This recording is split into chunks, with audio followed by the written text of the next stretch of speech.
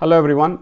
So today's video is about IR35, which is a UK law that's coming into effect in April 2020, and basically how it affects the take-home salary in UK. It's one of the massive changes with regards to the UK take-home salaries, especially London is concerned. And we'll also be looking at the take-home salary difference between being in a permanent job and being in a contract job. Made this video in Tamil and there was a lot of feedback, a lot of good feedback that it was useful, and people had requested to make this video in English, so I'm trying to make an English version of the same. So before we go into the video, I've made about 50 videos this year and started out with about 100 subscribers. Now we are about 9,000 plus subscribers, and this is what keeps me going. This is what keeps me making more videos, because I don't get that much money from YouTube, because I only make information content. So what keeps me going is a good feedback and the people who are subscribing. That's what keeps me going. So if you can do one thing for me, give me your feedback, give me your comment, and also subscribe to the video, subscribe to the channel, and let your friends also know that there are information content in my channel. So the main thing is explaining the take-home salary for a person in a contract daily day rate is a bit difficult, because there are a number of factors involved. Even if you ask an accountant, sometimes it's not very straightforward. So what I've tried to do is I've tried to create an Excel. The last 1 week I've been putting together an Excel which gives you a very clear picture and a very clear comparison between the take-home salary of a permanent employee and a like-for-like take-home salary of a contract employee. So I'm going to share this Excel also in my description of this video. So if you are in a different day rate, all you need to do is just adjust your day rate, and then you will see the differences for your case or your scenarios, or you can just play around with whatever scenarios for your own values. So I'm going to share the Excel with you. The Excel is pretty much a very simplified version of what a take-home salary would look like. It doesn't exhaustively cover some of these scenarios like pension contribution and other stuff, but it is accurate to the most basic level of what a take-home salary would look like. What I'll do is I'll start with playing back the PowerPoint and going through the Excel on my laptop, and the screen will be recording on the laptop, and I'll be speaking simultaneously, and we'll be overlapping and we'll be going through it. That's how we will do this video today. So before we look at what is IR35 and what is the impact of IR35, we need to understand the difference between contracting and permanent roles in UK. Especially the salary differences between the two. So in India, people don't have too much of the concept of contracting. Even if they are, it's more or less similar. The tax structure is more or less similar, but the tax structure for permanent versus contracting in UK is very different. So in permanent, it's almost like India. The employer deducts tax. You pay two taxes. One is an income tax, a payee income tax, PAYE, or national insurance, which is all deducted in TDS, and then you get a net salary. So we will explain the tax structure of permanent in my Excel when we get to that point, but it's a very simple calculation. There is a tax slab just like India, and eventually taking your salary, they give you a net salary. There is no other options like in India, like an investment option to reduce your taxes, like you can't invest in an LIC policy or anything like that. So a pension policy is probably the only thing that you can invest in which can reduce your taxes to a certain extent, but not like India, where you can reduce it massively. So the options are pretty much next to none. You can't claim any expenses, you can't claim any medicals, you can't claim anything basically. It's a very standard income tax calculation from a permanent salary perspective. If you are in contracting, basically what it means is that you're not, you have like a 3-month contract with the company and you're on a day rate. That is, you're paid on a daily basis. What some people do is they go through an umbrella company which takes care of all the paperwork. This is one of the simplest ways to do contracting. Like if you're new to the country and if you don't have enough time to start a private limited company, you will look at it. You will go through an umbrella company. So what an umbrella company will do is they will have the paperwork with the client. They will put in the agreement, and basically they'll get the money from the client based on the hours that you work in, based on your day rate, and they will give you a net salary. They will deduct the payee tax. They'll give you pay slips. So it will look pretty similar to a permanent job, except the fact that you're going through a intermediate company which is called as an umbrella company. There are some expenses that are allowed if you go through an umbrella company in contracting, wherein you can reduce your payee taxes, unlike a permanent job. That's probably the only major difference with regards to going through an umbrella company in terms of a contracting world. It's actually a very simple process. The umbrella company will charge you a small amount as a fees on a weekly basis or on a monthly basis, a fixed fees, and they will take care of every calculation. They will provide you a paperwork which says that this is the salary that you will get. But the most common option that people in contracting use, and this is where the most benefit that they get, especially people in IT in London, is that the individual will create a private limited company. Now, this private limited company, you will have three options to take money out of the private limited company into your individual bank account. So, the private limited company has to be registered with the government. There will be a bank account that is tied to the private limited company. When you go in and have a contract with a client, the contract is between the private limited company and the client, the company that is going to hire you or give you the contract job. So, through the private limited company, you will send an invoice to the company and they will send money into the private limited company's bank account. From the private limited company's bank account, you will take money into your individual bank account as expenses, as a payee salary, and as dividends. And we'll see how the money will be divided. After deducting all the company expenses, which is primarily your expenses and your payee salary, whatever money that's left in your private limited company, you have to pay corporation tax on the profits of the private limited company. You will also pay any taxes on your dividends or pay salary if it's exceeding a certain slab. We'll look at the calculations in a bit, but pretty much most of the people who are in IT and who are working in London as a contractor will have set up a private limited company, or if they have been working for at least more than a year, because the tax benefit that you get by setting up a private limited company is immense. We'll look at it. Now, this structure of taking out expenses, pay salary, and dividends is a little bit complex to understand, which is why we have created the Excel. So let's look at the taxes in a nutshell. So in permanent, you literally pay only the pay income tax and national insurance. But if you are in a contractor, if you're in contracting and you've set up a private limited company, you got to pay the corporation tax on all your company's profits through the private limited company. And as an individual, you will have to pay a pay income tax, dividend tax, and also in some cases, if you are taking national insurance, then the national insurance, which is optional. So why is it beneficial, if you're paying more taxes? It's because in permanent, like I said, you can't adjust your take-home salary. It's a low take-home salary. If you're in a high earner, you'll eventually end up with a net 60% salary after your national insurance deductions, after your tax reductions. There's no options to reduce tax. You get a paid vacation of 20 days. With the marriage benefit, there is a marriage benefit, but it's minimal. Especially for high earners, there's actually no marriage benefit. You've got a 1 month notice period. Most companies will give you a 1 month notice period. And if you're in a company for a longer term, you'll get a redundancy pay. In a contracting job, the take-home salary is very high. You can practically go up to about more than 85% of your entire salary as your net take-home salary.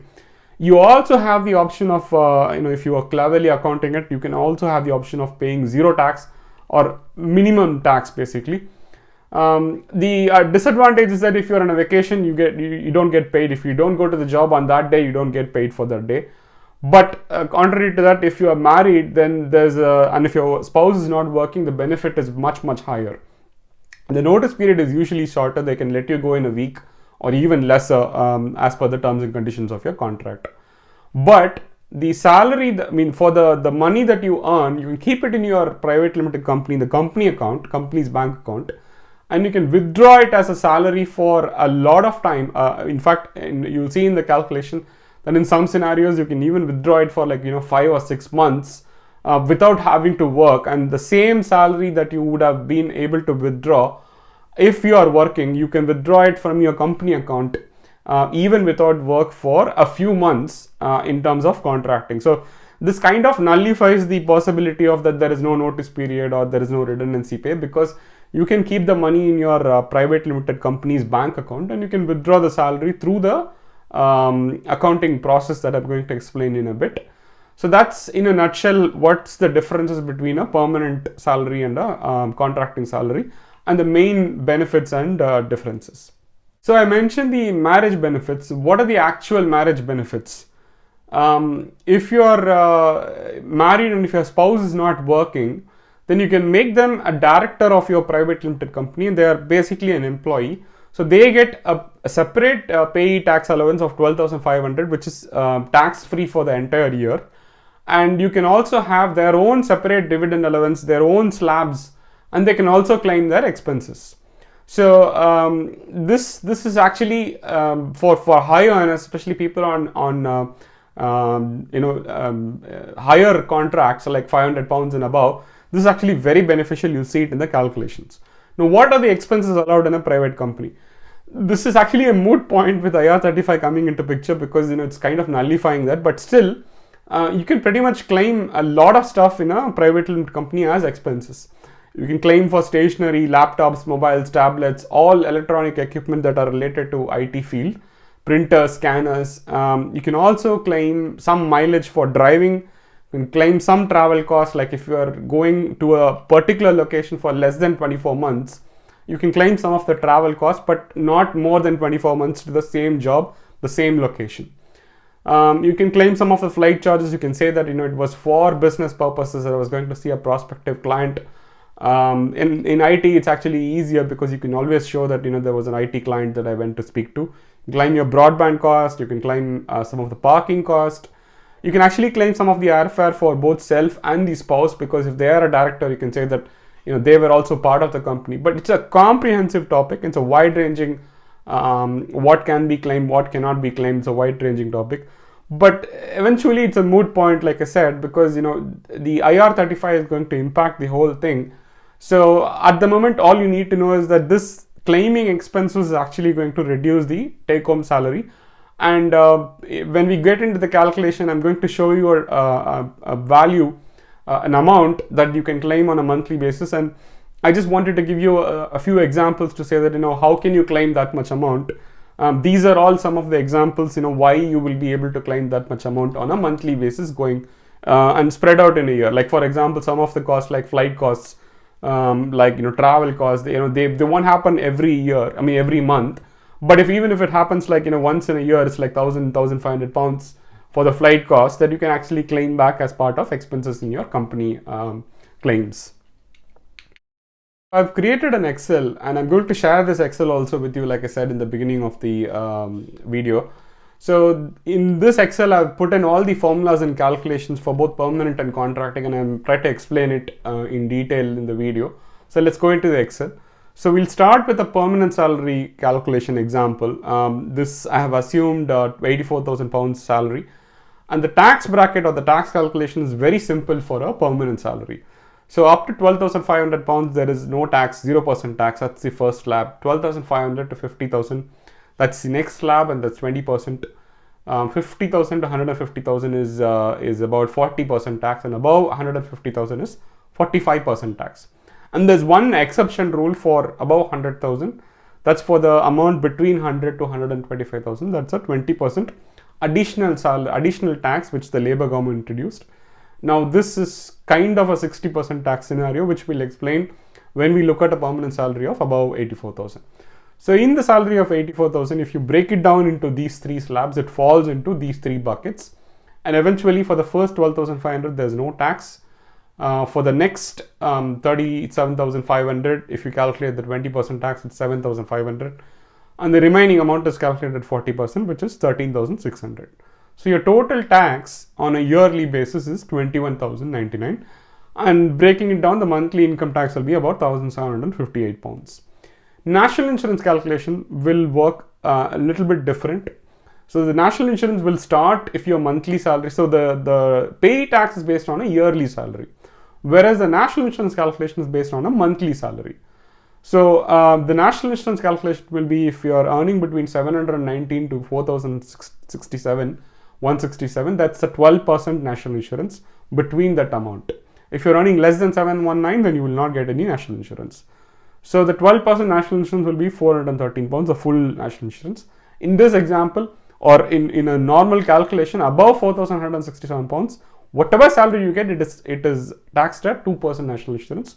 So in total, the national insurance is 470 pounds in this example.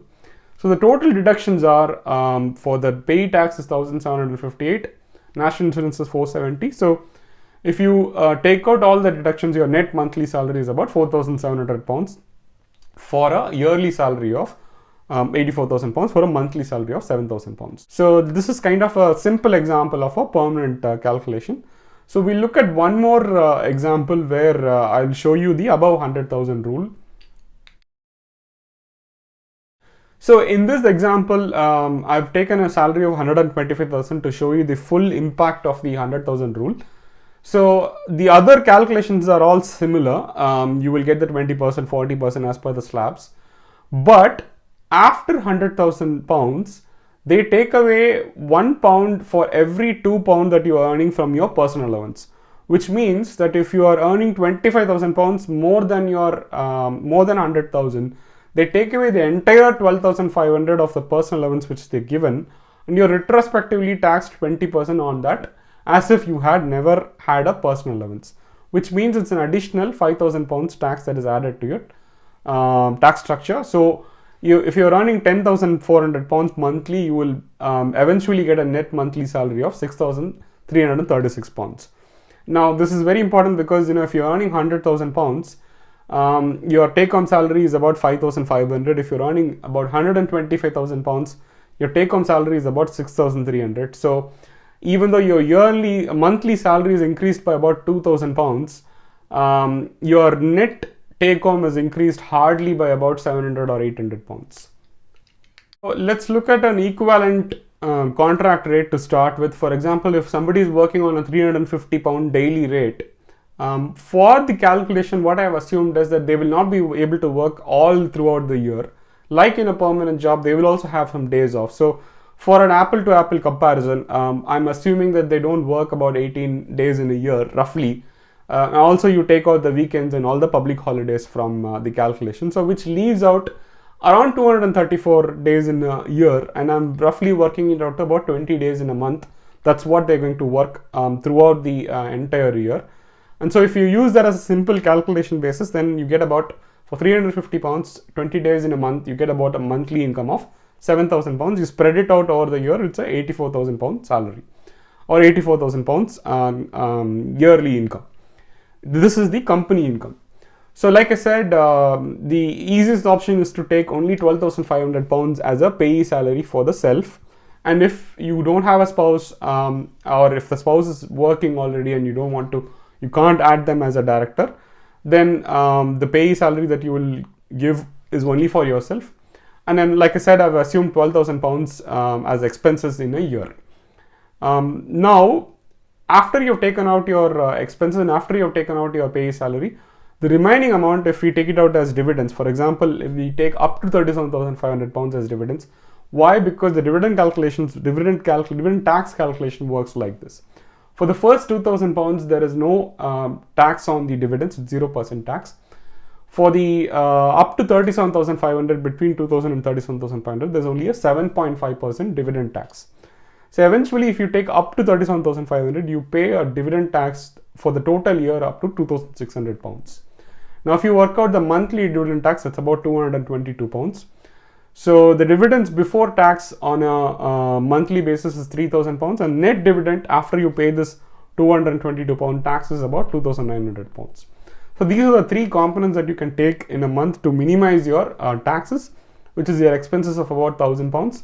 Your payee salary is about 1,042 pounds of the 12,500, and dividends after tax is about 2,900 pounds. Eventually, you take home about around roughly 5,000 pounds, 4,945 pounds. So what will happen is after you take out from the company total income of 84,000, if you take out your expenses and your payee salary, whatever left in the company is called the net profit of the company. So 59,500 pounds, of which you will pay the corporation rate at this point is 19%. So you will pay 19% corporation tax on top of the 15,500, which comes to roughly about 11,300 pounds. So the total taxes that you will pay in a year through the contracting, through private limited company, is about 13,967 pounds, which is 11,000 pounds of your corporation tax and 2,600 of your dividend taxes. So that's the total amount that you will pay. the money that is remaining in your company is about £10,695, which is sufficient enough to cover your monthly salary for 2 months, even if you don't work for 2 months. So this is roughly an equivalent to say that, if I'm getting £5,000, even if I don't work for 2 months, I have company money left. I have money left in my company's bank account, which I can withdraw using the same tax structure without paying any additional tax, and it's just lying there for me to withdraw for an additional 2 months. Now let's look at the same option when you have a spouse and the spouse is not working. So if we say yes to that spouse not working, then you can also see that you can claim the payee salary for the spouse as well. So an additional £12,500, which means the total payee salary that you can take without tax is about £25,000. And also you can say the spouse expenses are another £6,000 that you can claim. So roughly about £18,000 is what I'm saying that you can claim in a total year, which is around equivalent to £1,500 monthly. So which means that you can reduce the dividends that you want to take on a yearly basis. You don't have to take the entire amount as dividends, which eventually reduces your corporation tax, because your net profit of the company is reduced because your expenses and payee salary are more in this scenario. So for the same daily rate, you will see that the total taxes that you're paying are much lesser, and the total money that you're able to take home is a lot more higher. Obviously, in this example, the amount left in the company is nothing, because you are able to take home more salary for a lesser tax rate. That's the example that I've given you. Now, typically in IT jobs, people with about 5 or 6 years experience, they get a lot more day rate than this. So we look at a standard day rate in London when somebody has worked for a few years in the company. So they would probably be getting around £520, which roughly equates to about £125,000 of yearly company income. This, we saw the permanent salary example. We'll compare it later. But if you get about £520 and your yearly company income is £125,000, if you take the pay salary for the self as 12,500 and for the spouse as 12,500, which then equates to £25,000 of total pay tax, dividends of 37,500, you eventually get about £6,500 take home salary, and you pay about £18,000 of taxes in a year. But you have about roughly £30,000 that is sitting in your company account in this scenario, and you can withdraw salary of about 4 months for the same salary that you are withdrawing on a daily basis.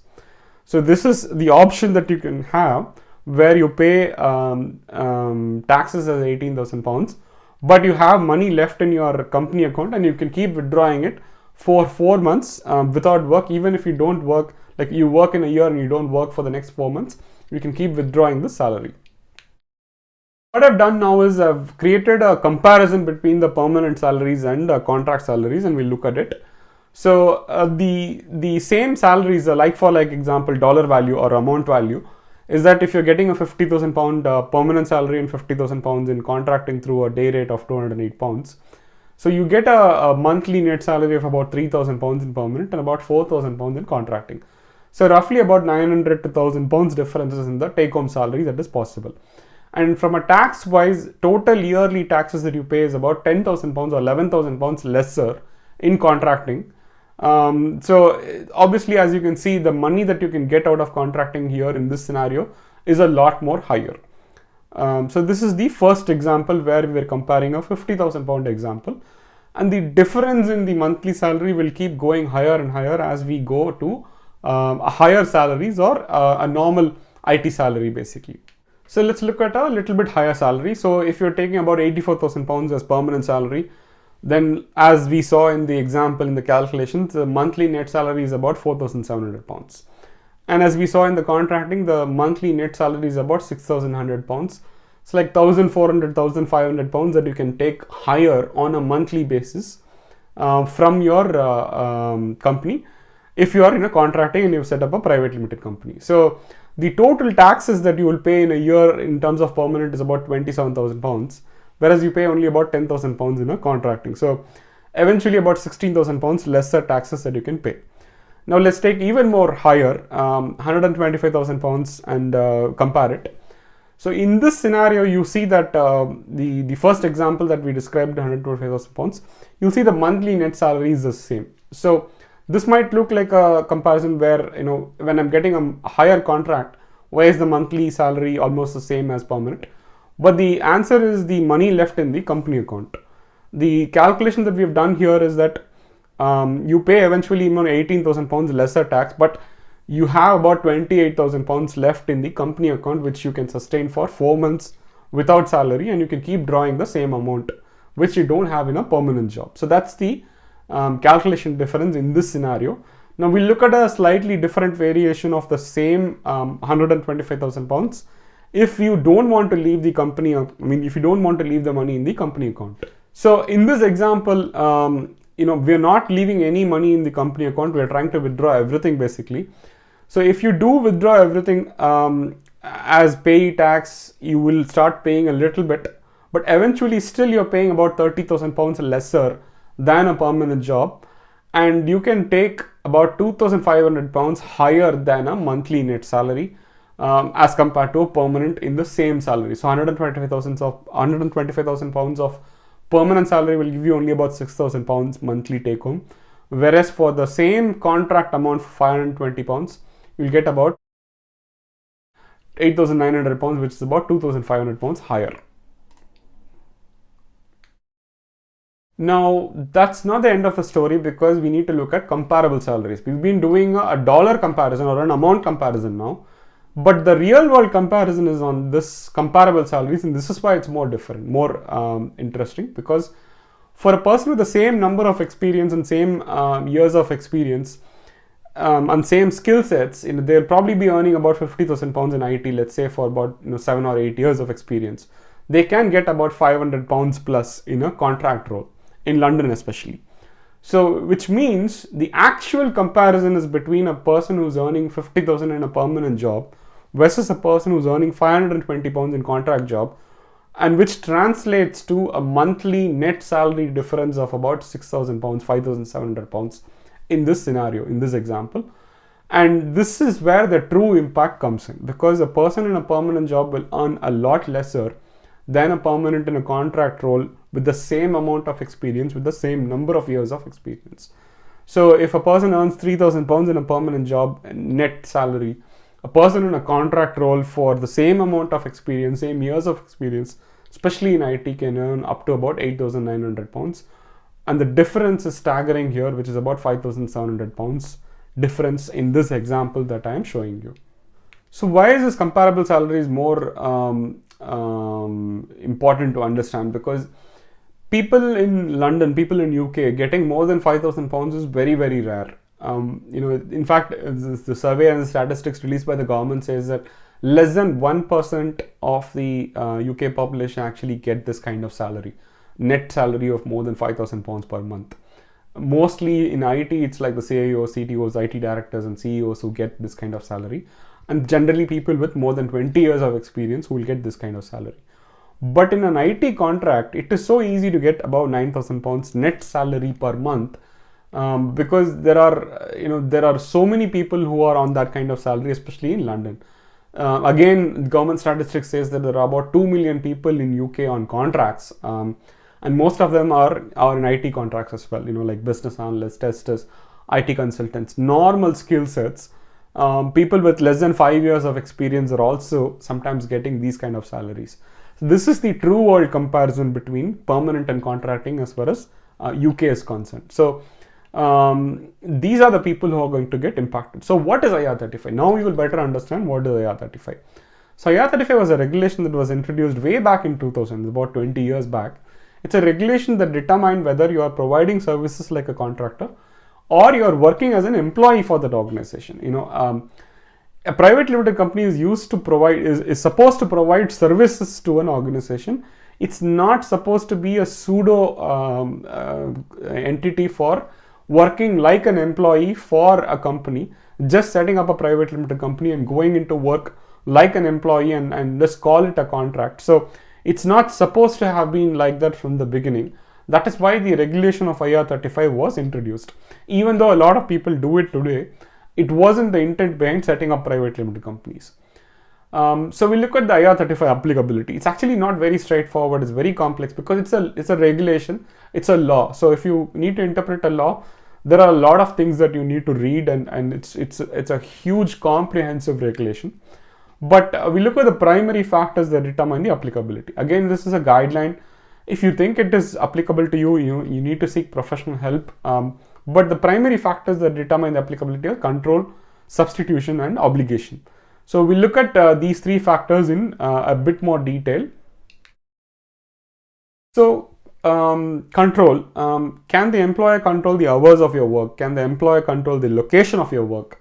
Can the employer control the daily tasks or the services that you do? Can the employer control the days that you work, Monday to Friday and so on? If you say yes to any of these, then the IR35 regulation says that it's your employment and it's not a contract, and you can't be in a contract. So the IR35 rules will apply in any of these scenarios. Again, for IT, you practically need to say yes for almost all of these questions, and easily IR35 will apply to most of the IT contracts. Second element is substitution. Can you send a substitute for work?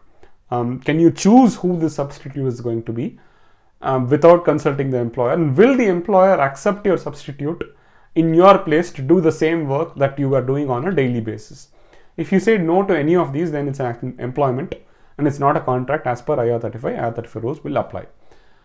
Third point is obligation. Is there an obligation to offer more work from the employer's side? Like when you're finishing up the contract, will he extend your contract? Is there an obligation for you to accept this contract? Like in the middle of the project and there's 3 more months left, you have an obligation to actually accept the extension.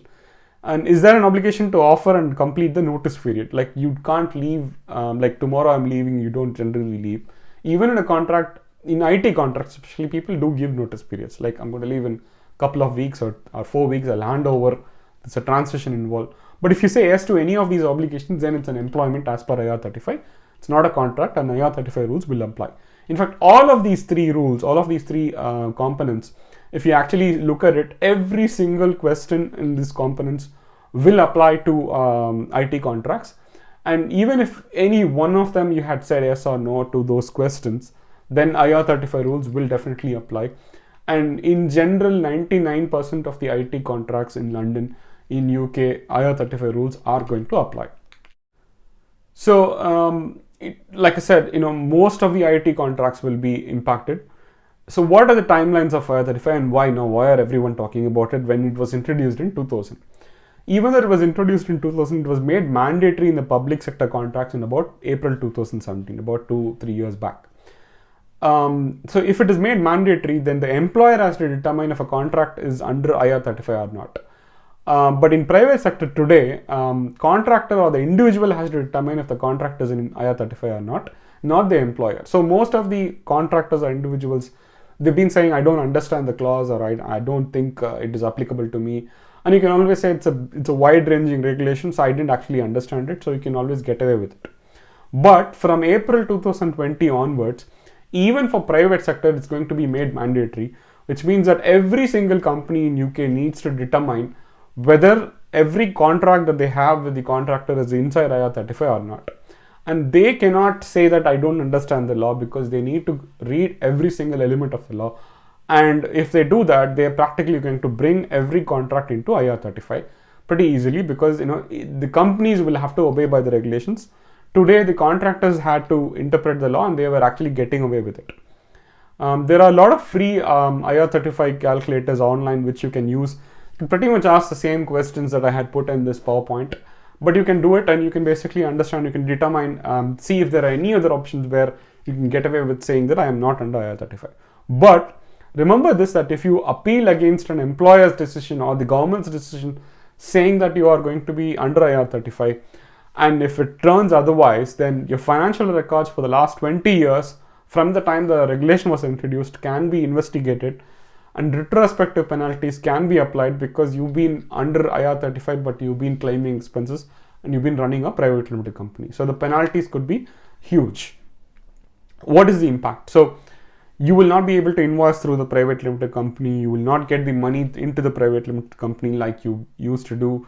You will have to pay national insurance and the pay income tax, very similar to the permanent tax structure. And most companies will be using pretty much an intermediate or a third-party consulting company, and they will ask the intermediate to basically take care of the payee tax and NI contribution, because they don't want to have the complexity of going through the payee tax and national insurance contribution. They might have as well hired someone on a permanent basis. So if you're going to keep if they are going to keep a person in a contract, they will ask them to come through an intermediate who will take care of the payee tax and national insurance contribution.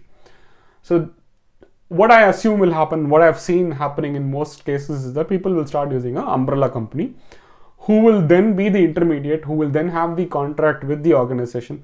From an organization perspective, they are still giving the £500 on a daily basis. There is no change to the organization, the end client.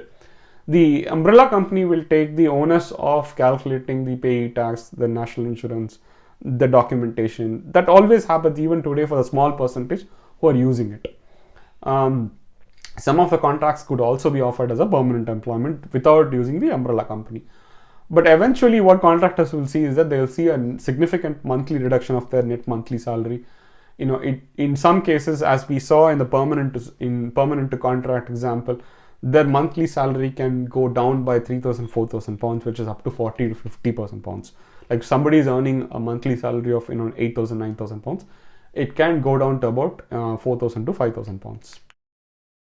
So it's actually a very complex topic. I've tried to make it as simple as possible. I've tried to provide some examples, provide some calculations to make it as simple as possible. So hopefully you found it useful. Hopefully people who are getting impacted, when I made the video in Tamil, they had given me the feedback saying that they didn't understand the tax calculation or the implication this clearly before, now they do. So hopefully the English version is also as useful as the one that I did in Tamil. If you like the video, like I said, please provide your feedback. Please do subscribe. And if you have friends who are impacted and who are not clear about the impact, please do share with them. If you have new people coming from coming from India to UK, share with them as well. Hope they find it useful. Thank you, and keep watching.